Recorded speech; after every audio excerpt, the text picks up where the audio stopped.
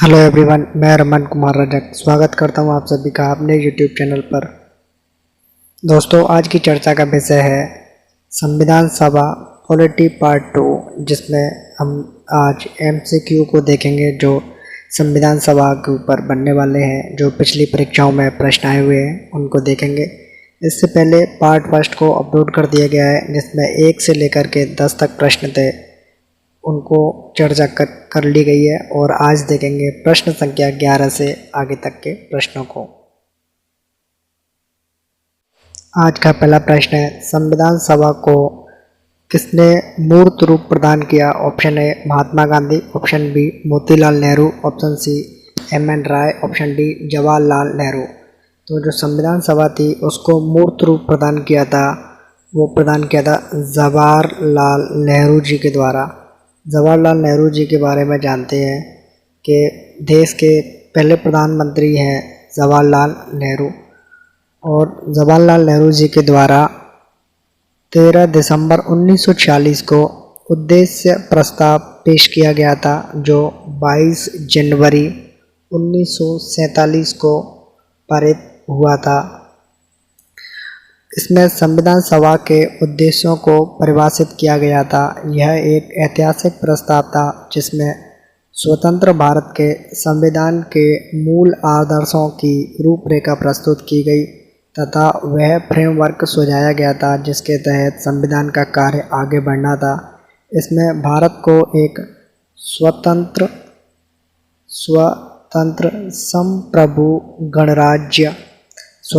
संप्रभु गणराज्य घोषित किया गया था। इसने संविधान के स्वरूप को काफ़ी हद तक प्रभावित किया। उद्देश्य प्रस्ताव के परिवर्तित स्वरूप से संविधान की प्रस्तावना बनी है। दूसरा प्रश्न है, राष्ट्रीय झंडे की अधिकल्पना को भारत की संविधान सभा में कब ग्रहण किया गया था? ऑप्शन ए जुलाई 1948 में, ऑप्शन बी जुलाई 1950 में, ऑप्शन सी जुलाई 1947 में, ऑप्शन डी अगस्त 1947 में। तो जो राष्ट्रीय झंडा था, जिसे नेशनल फ्लैग या तिरंगा भी कहते हैं, उसकी अधिकल्पना को भारत की जो संविधान सभा थी उसको जुलाई 1947 में ग्रहण किया गया था। इसलिए इस प्रश्न का सही आंसर है ऑप्शन नंबर सी, जुलाई 1947। जो हमारा भारत का जो झंडा है, नेशनल फ्लैग है, राष्ट्रीय झंडा है, उसे तिरंगा भी कहते हैं क्योंकि इसमें 3 रंग हैं, इसलिए इस झंडे को तिरंगा भी कहते हैं। और जो 3 रंग हैं उनमें सबसे पहला है केसरिया रंग। केसरिया रंग देश की ताकत और साहस को दर्शाता है। और जो दूसरा रंग है वो है सफ़ेद रंग, जो धर्म चक्र के साथ शांति और सत्य का संकेत देता है। और जो तीसरा रंग है वो है हरा, जो देश के शुभ विकास और उर्वरता को दर्शाता है। और जो बीच में जो सफ़ेद कलर है उसमें एक चक्र भी है जिसे धर्म चक्र कहते हैं, जो कि नीले रंग का होता है और उसमें 24 तीलियां है। क्वेश्चन नंबर 13, भारत की संविधान सभा द्वारा राष्ट्रीय झंडे के डिज़ाइन को कब स्वीकार किया गया था? ऑप्शन ए 8 नवंबर 1946 को, ऑप्शन बी 20 जून 1947 को, ऑप्शन सी 22 जुलाई 1947 को, ऑप्शन डी 15 अगस्त 1947 को।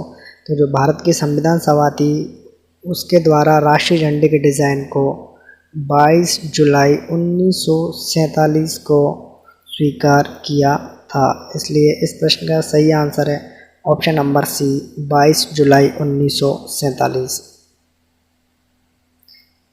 क्वेश्चन नंबर 14, 1938 में किस व्यक्ति ने वयस्क मताधिकार के आधार पर संविधान सभा के गठन की मांग की थी? वयस्क मताधिकार यानी जो एडल्ट वोटिंग करते हैं उसके बेस पर संविधान सभा के गठन की मांग 1938 में किस व्यक्ति के द्वारा की गई थी, यह पूछा गया है।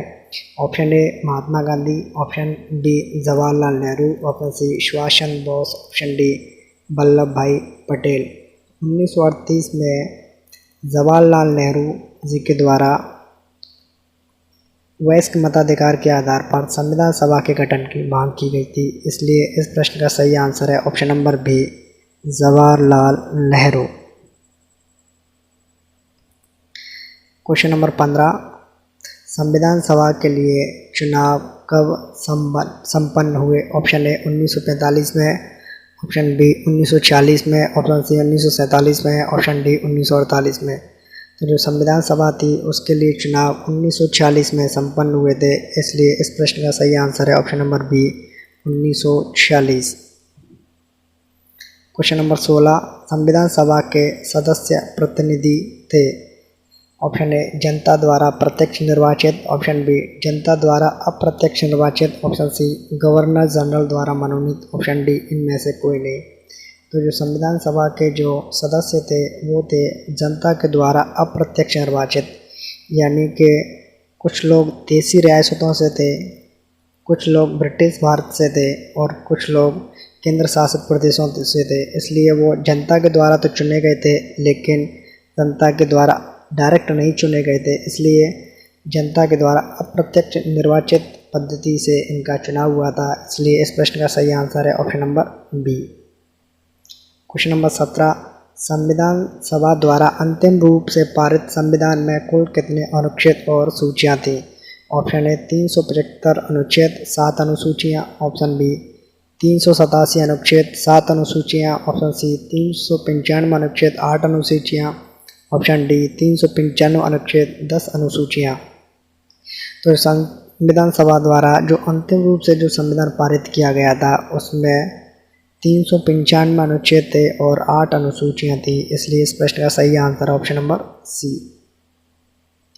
क्वेश्चन नंबर 18, भारतीय संविधान सभा की स्थापना कब हुई थी?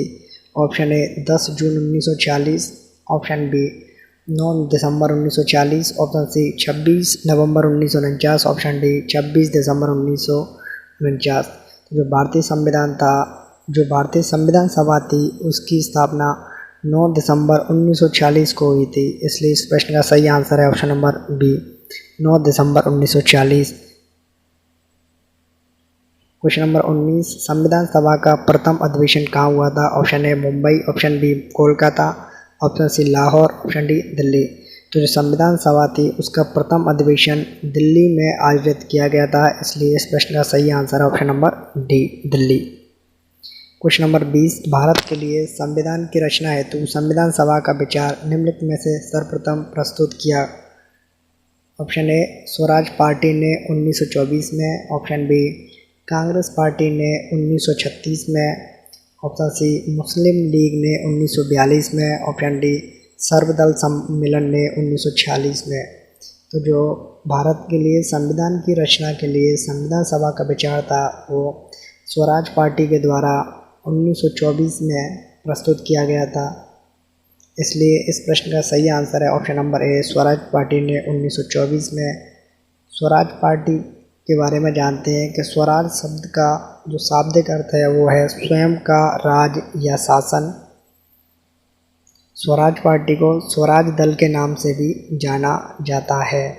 स्वराज पार्टी की स्थापना 1 जनवरी 1923 को हुई थी और जो इसके संस्थापक हैं वो है देशबंधु चित्तरंजन दास और मोतीलाल नेहरू जी, इनके प्रमुख संस्थापक माने जाते हैं।